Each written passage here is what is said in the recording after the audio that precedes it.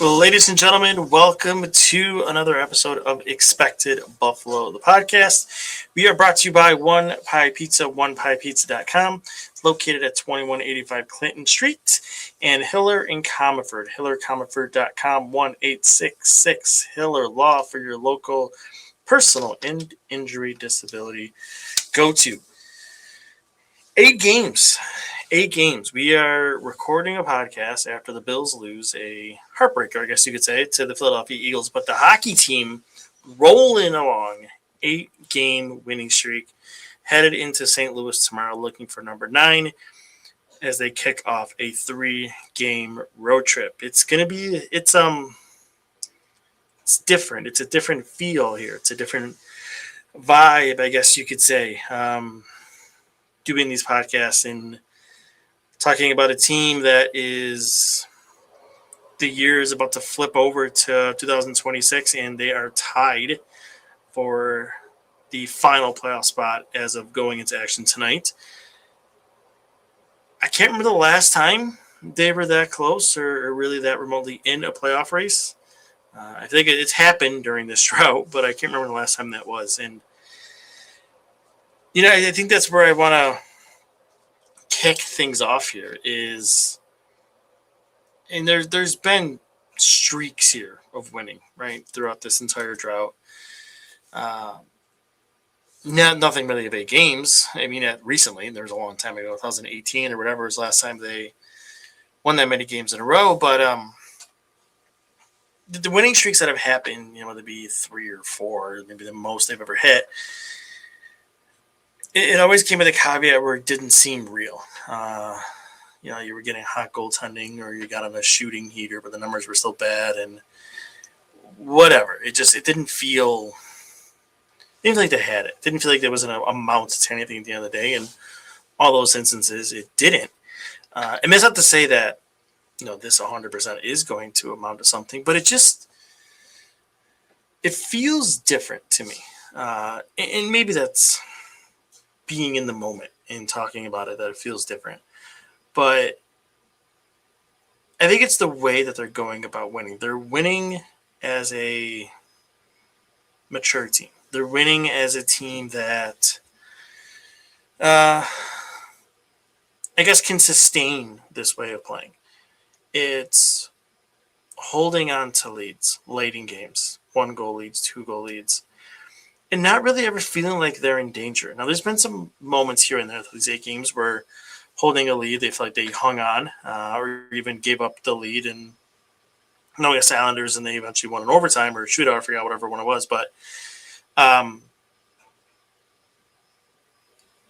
just like if I'm thinking back to most of these games where they held the lead, where they had the lead late or in the third period, Boston was another example, right? I never felt in danger at all at any point in that entire third period. And a lot of those games are the same thing. Now, it doesn't make for fun hockey in the third period, and it's a low event, and that can impact your overall numbers. And we've seen some of the posts that over this 8 game win streak, they rank near the bottom of the league over that stretch. And I mean, okay, I get it.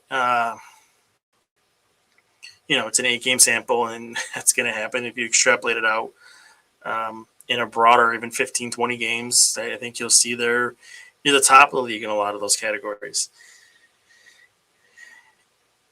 And it's the type of wins, too, I think is what I get. It's winning the back-to-backs, the second game of back-to-backs. Those sometimes you can think of it, it's a loss on the schedule that's already scheduled for you. It's winning when you don't have your best player in Rasmus Dahlin, not only winning against the Bruins, but dominating that game. No, the Bruins had injuries themselves, but the Sabres were winless. I think 0-10-1 or 0-10-2, whatever, without Dahlin over the last few years. And they went, didn't go in, but Boston came in. They jumped to a 1-0 lead, and the second period on, the Sabres just took over. They were just a better team by far. Boston couldn't amount much of anything offensively, and the Sabres just kept the pressure with their speed, their forecheck, the way they're playing. It really goes back to a whole stylistic thing for me. It's winning type of hockey. It's the type of hockey that you see playoff teams play. Speed, forecheck. scoring on the forecheck, scoring on the rush, defending well, back checking, effort all over the ice. And that's something that Jarmo Kekalainen, when he took over, talked about, is not being outworked. This team has plenty of skill, and we know that, but it came a lot of nights to, if the skill wasn't enough, then they would just be outworked and they would go away. And they're changing that reputation. They're showing that they are a different team with the way they're playing, the style in which they are doing it. And, we're 36, 37 games through. And if you just step back and just take a look, and we talked about numbers in short windows and broader windows, let's just look at their numbers from a 5-on-5 standpoint over 30, I think it's 37 games. Could be wrong, could be 36. Whatever, semantics. Evolving Hockey 5-on-5 numbers, expected goals share, they're 13th as a team. Goals for per hour at 5-on-5, they're 11th. Expected goals for per hour, they're 15th. Expected goals against per hour, they're 13th. And then goals against per hour, a couple of weeks ago, they were near the bottom of the league on 5-on-5. They climbed to 22nd, and their goal differential, again, was always in the mid to low 20s. They have climbed to 16th in the league in 5-on-5 goal differential. These are numbers this far into the season of a team that has playoff potential. A team that should be in the standings where they are right now. And that is impressive to think about when you consider all the injury stuff they've gone through. Now, as of late, they've been relatively healthy. I get it. You had Kesselring off for a little bit. You have Zucker off for a little bit. But everybody goes through injuries. It's not like it was a month ago when, they had 3, 4, 5 guys out at one time. That's not what's occurring right now. You have one guy, and that's manageable. You should be able to have the depth to survive that, and they have. And we're going to get into that, in a little bit here when we talk about everybody being healthy and what the decisions, that come from that. But yeah, I think I really wanted to start it here with, hopefully I'm not being a creature of the moment. But really, it does. It feels like a more mature style of hockey. It feels like a different style. It feels like it's something that is sustainable. And I'm not going to say it. I don't want to say it. I'm not going to jinx it. I don't want to say it. I'm going to pull it back in. I was going to go somewhere and say, of course, we're not going to. But I'm not going to say it. Let's just keep letting this thing play out and live it as long as it'll go here and take us. So we'll set that one to the side. But where I want to twist this to next, that is a primary reason for why we're seeing the success that they're having, along with their scoring kind of finding its rhythm, is the goaltending has also found its rhythm. It's a shame to see somebody get hurt, and Colton Ellis, has a concussion, goes out against the Oilers. Lyon steps in, and that's kind of when he got on his run.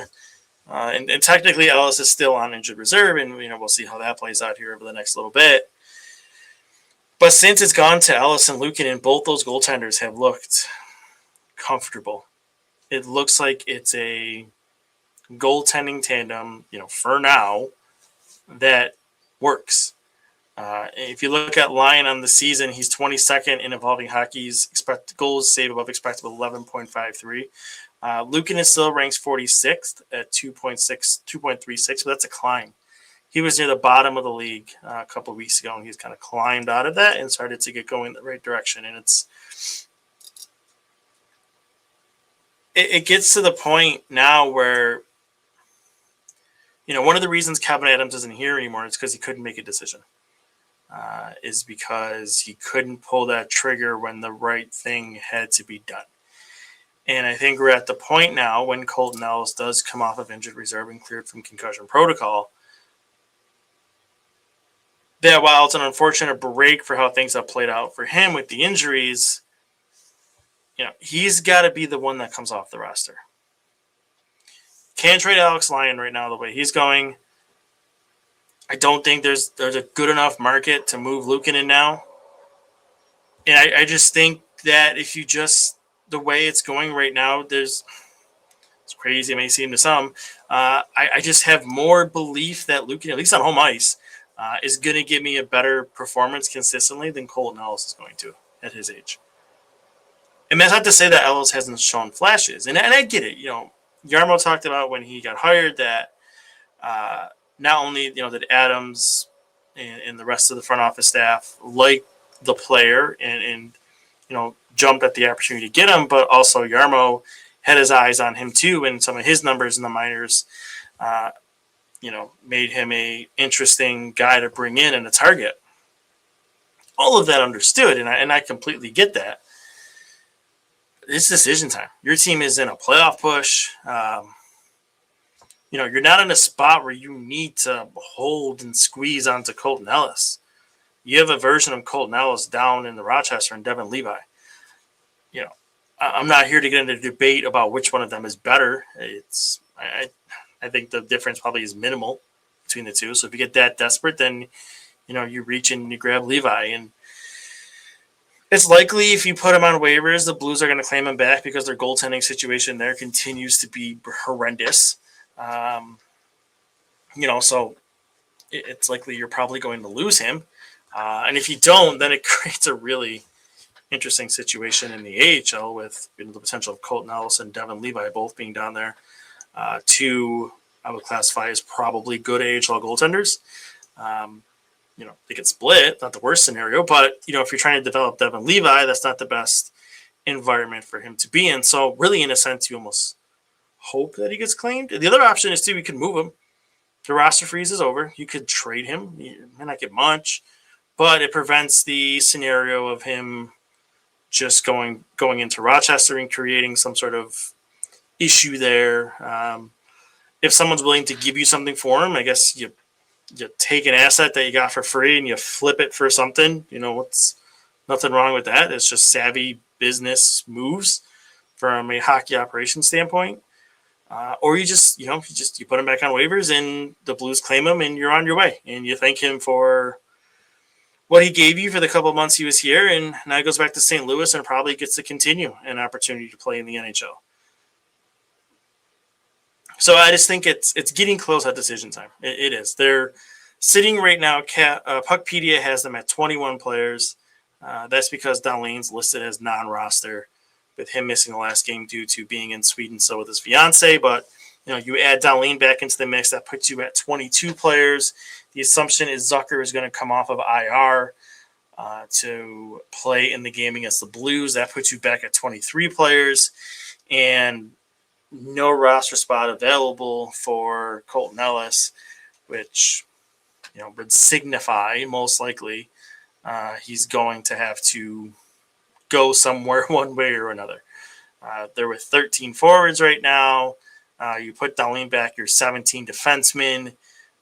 There's no room. There's no room to carry a third goaltender, and they're just gonna have to make that work, I guess. I mean, the other option is, Kozak's not ready. You can put him on IR and then activate Ellis to figure that out. But, let's just rip the Band-Aid off here, right? Let's just rip the Band-Aid off, make that goaltending decision. Luukkonen and Lyon, I think, have showed Kekalainen that, he should at least,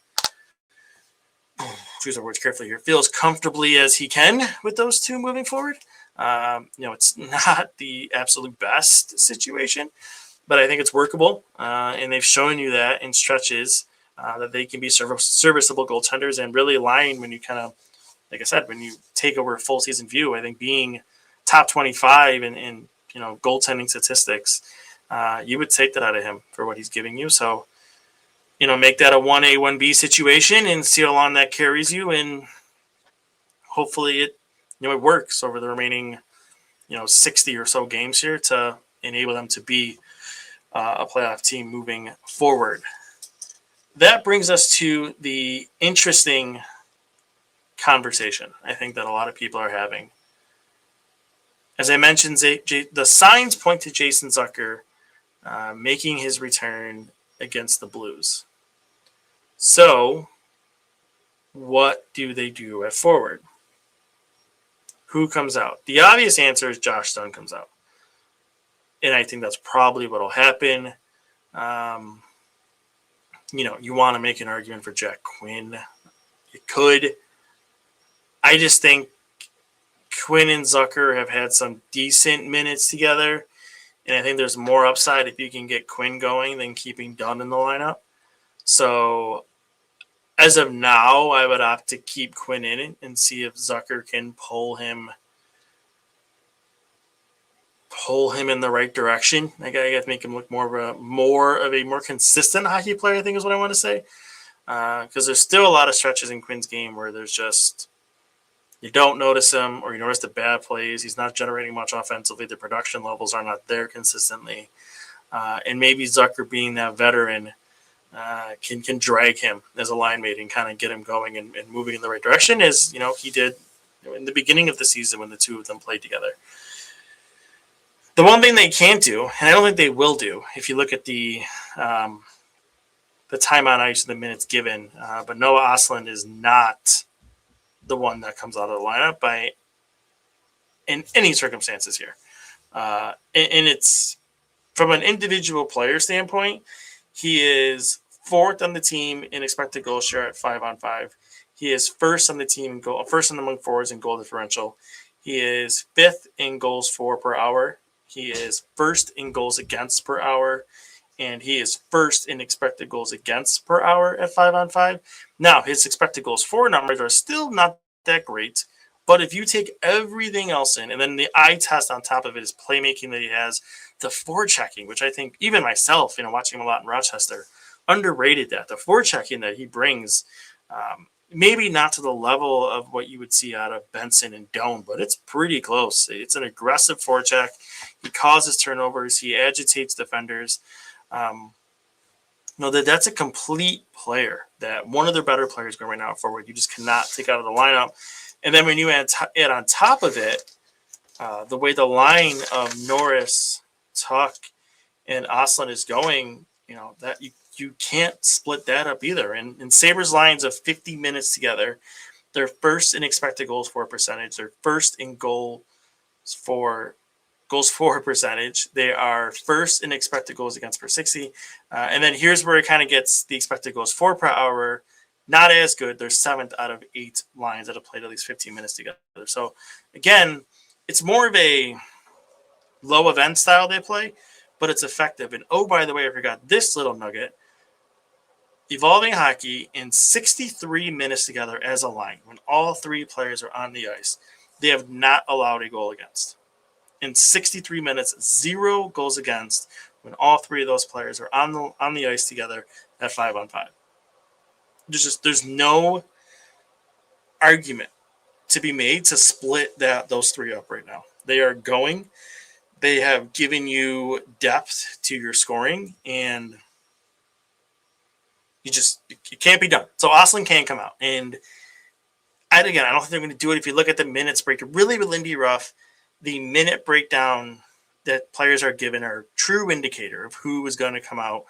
I've seen it a few times with Roseanne. Before Ostlund went down too, you even see his minutes were maybe the lowest I think it's been all season.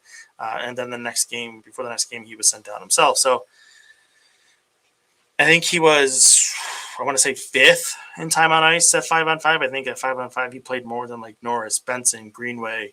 I can't think of some other key guys though. Like he played more than them at 5-on-5. So I don't think we're going to see him take another lineup. So then that brings us back to, okay, where does Zucker go? Because really, there's one true problem line, and the one true problem line is Benson, McLeod, Quinn. The numbers behind those 3 are pretty bad. I think they're in the 30s in expected goal share. Their goal differential is pretty low. Just not great numbers. And really, I don't think it's the 3 that can stay together. They have to be split up here with Zucker's return. So the obvious choice, what you can do is you can put Zucker back with Quinn and McLeod. They played 92 minutes together this season. They've had a 55% expected goal share, 59% goal differential, and a 55% shot share at 5-on-5. All pretty good numbers. So that makes logical sense. Again, like I said, Quinn and Zucker have worked to a degree. You put them back with McLeod, and you get that going. Okay, fine. You figure that out. Okay, so where does Zach Benson go? This is where it becomes an interesting conversation. So Dunn is going to come out of your 4th line. So you have a spot there. You could put Benson on the fourth line, which I don't love, but the problem you're going to run into there is you're going to have Benson, Greenway, and Malenstein. None of those three are true centers. I know they've tried Greenway at center before, but that hasn't really worked. And you're trying to manage the minutes and all of that. And his situation doesn't really make a lot of sense to put him at center. Okay, so then we can put Benson on the top line with Thompson and with Doan. But then that pulls Krebs off, who I think we can all agree, and you can have various feelings on Peyton Krebs, that is working to an extent. I don't think the payoff is as good as maybe it seems. And that's why I would be open to doing it that way. Now, I don't love scenario where you put Benson and Doan on the same line. I think ideally you'd want them split up to create more versatility throughout your lines. But as I talked about, I think the way that Oslin is playing with his forechecking, maybe that's something that you can live with right now. If you put Benson up with Thompson and Doan, we've seen Benson and Thompson work before, and I think Doan and Benson would be fine together too. It's still a mix of skill sets. I think they have different ways of playing that could help each other. And then unfortunately what would happen is you would put Krebs back on the fourth line to be your center with Greenway and Malenstein. Well, the interesting thing, in 45 minutes of Krebs, Greenway, and Malenstein, they have a 66% expected goal share, a 1.46 expected goals against, a 2.77 expected goals for per hour, and a 58% shot share in 45 minutes. Those are pretty strong numbers from a fourth line. So really, again, it's unfortunate that you have to pull Krebs off that top line because it's sort of working, but maybe you're kind of running the end of the fumes on that one. But, Lindy Ruff, I think, is a big Peyton Krebs fan. Is he going to want to do that? I don't know. But I think the best group you can probably string together right now is a forward line that has Benson, Thompson, Doan, Oslin, Norris, Tuck, Quinn, McLeod, Zucker, Greenway, Krebs, Malenstein. I think that gives you the best possible mix right now. And of course, if things don't work, you can rotate that around and make that work however you need to. But I just think that truly is the way to go here. But I think, again, it's all going to come back to the willingness to move Peyton Krebs off that top line. And I get it, in a sense, it comes off as not fair to a player who I think has played really well in that opportunity to remove them from it, kind of in a sense of earning your ice time type of situation there. But you also have to make the best decisions and the best fits for your team. You can't put together a worse lineup under it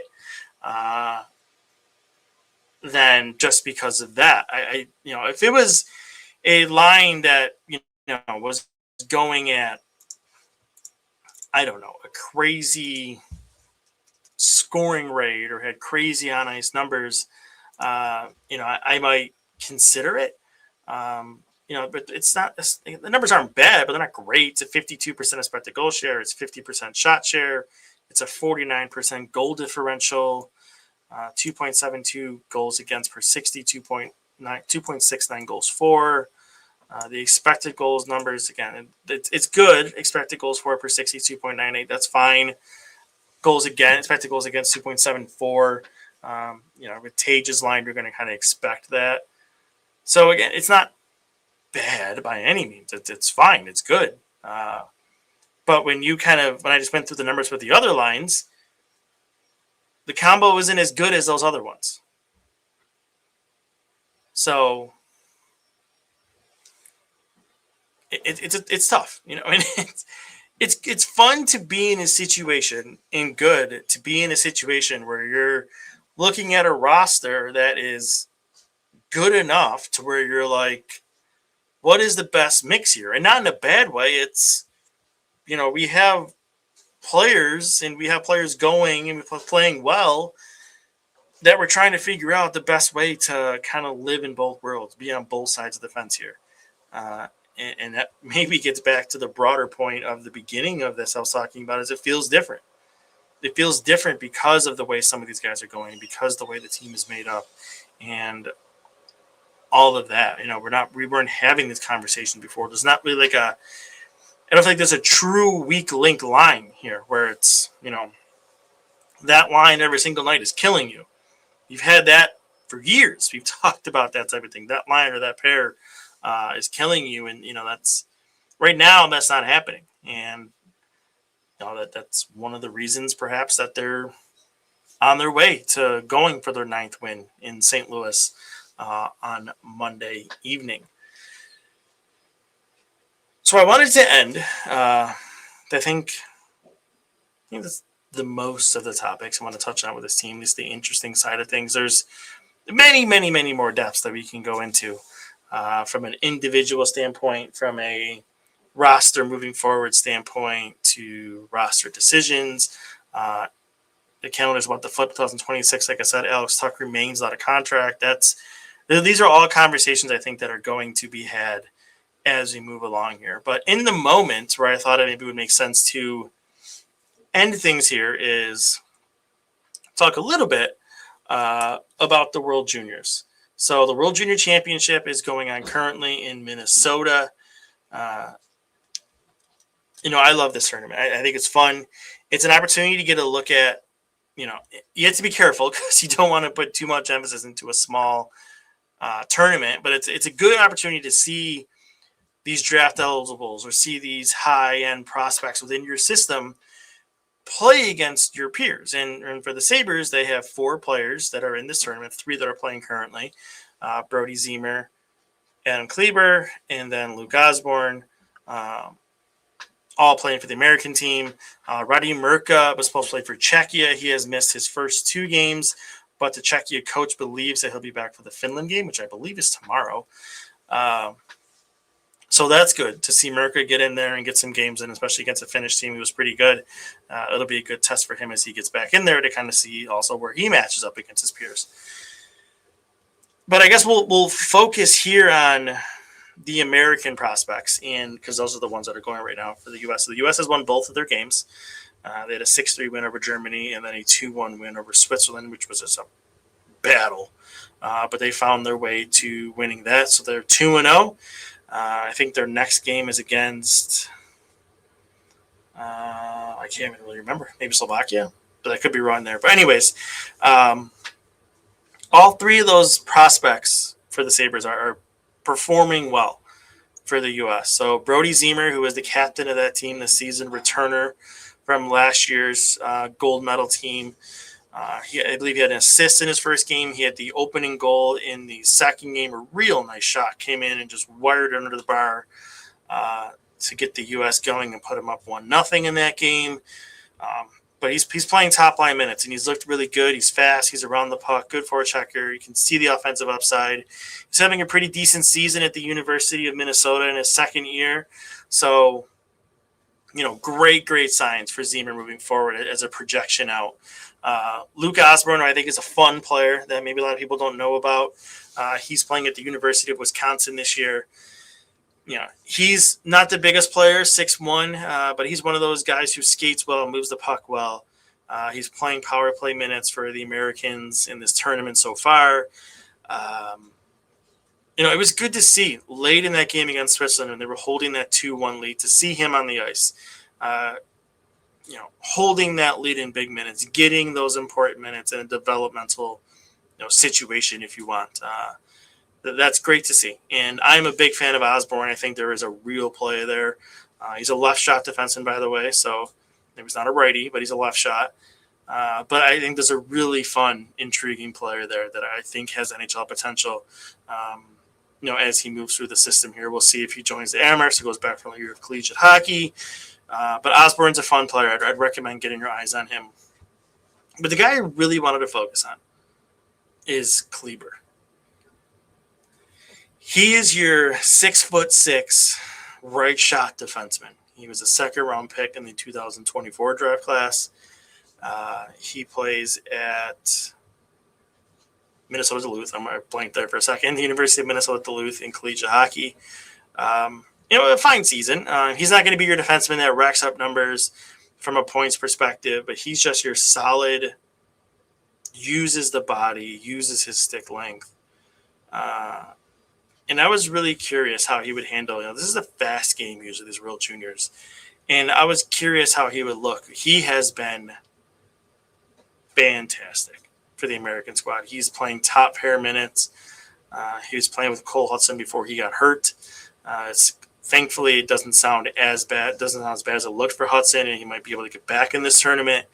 But with Osborne, Kleber was the other defenseman, almost the entire last minute and a half to 2 minutes of that game against Switzerland that was out there killing those important minutes to hold that lead.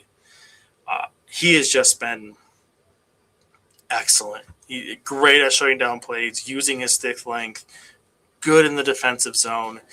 And then I think even the outlet passing, he's made some really nice passes, one leading to a goal against Germany, a couple nice stretch passes against Switzerland too. I like that pick in 2024, so 2 years ago, a year ago, whatever you want to say. And then I kind of lost sight of him a little bit, but seeing him now, I think will kind of rezone in my focus on him, and I'm really curious how he plays the rest of this tournament. And then, going back to Minnesota Duluth, how he looks. He's another guy that you wonder if he's going to come out after the season or go back again. But it's the right shot intrigue, right? It's the only true right shot defenseman prospects you can give a lot of credence to, or of course Merca. Depending how you feel about Maxim Sturbeck, who's playing at Michigan State, and then it's Kleber. Those are your three prime right shot defensemen in the system. I don't think there's really. I know there's Novikov's a left shot. I'm sorry. So yeah, there's really not. I mean, Komarov is the right shot, but there's really, beside Merca, there's no close true right shot defenseman, and I think those Kleber is going to be right there behind Merca. Similar size but different styles. Merca's going to be your up in the play, skating, maybe more involved offensively defenseman, but also decent defensively, where Kleber is going to be that rock solid shut down. Well, I shouldn't say shut down. He's going to be a defensive defenseman. I want to be easy here. I don't think there's a top pair ceiling there by any mean, but I think a 4 or 5 defenseman who can be solid for you as a defensive defenseman and move the puck in today's modern NHL. I think that's the potential you have in that player. So if you haven't seen any of these games yet, I know they're hard to watch. Being an NHL network, I get that. It's tough. But really, if you can, try to get some eyes on these players. Like I said, I think Merca was supposed to return against Finland. And I believe that game is tomorrow or tonight if you're listening to it. I know the Sabres play, but, get your eyes on that tournament. It's a fun tournament. There's a lot of draft eligibles in it. It's a different world right now, but we're not really that concerned with that. We're more concerned about making a playoff push, but down the line, you can think about seeing some of these guys. We will have conversations about whether they're a playoff team or not in the summer. All right. I think that is it for me today. We'll start to get more in the groove here with the holidays over. I have a personal philosophy during the Christmas week to kind of take a break, spend some time with family, focus on family time. So that's what I did. So now that we're moving into 2026, we'll get back into our regular rhythm, especially with a team here that is pushing, playoff hopes. A different kind of conversation. We haven't really had this long into a season besides 2022-23 late in the year. So, it's good to have those vibes back. Good to have that type of talk back. And, maybe the next time we'll talk, we're talking about 9 or 10 or an 11-game winning streak. That would be fun. That would be nuts. And, I hope the good times definitely keep rolling here. So thanks for listening. We will talk again soon. See you.